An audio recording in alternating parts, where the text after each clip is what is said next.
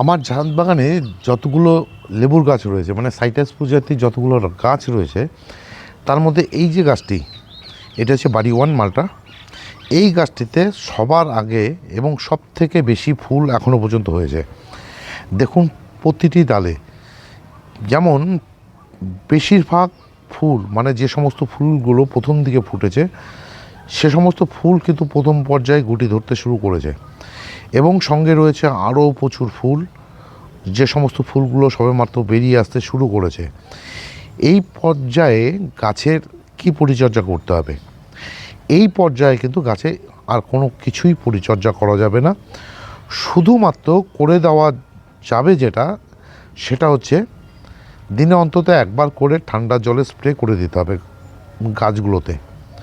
এছাড়া আমরা একটি তরল খাবার ব্যবহার করতে পারি এ সময়, সেটা হচ্ছে সবজির খোসা ভেজানো জল বা শস্যের খোল ভেজানো জল, কিন্তু সেটা খুব পাতলা করে। এই মুহূর্তে কোনো রকম কীটনাশক, ফাঙ্গিসাইড, আদার্স কোনো কিছু কিন্তু ব্যবহার করা যাবে না বা কোনো কিছু স্প্রে করা যাবে না।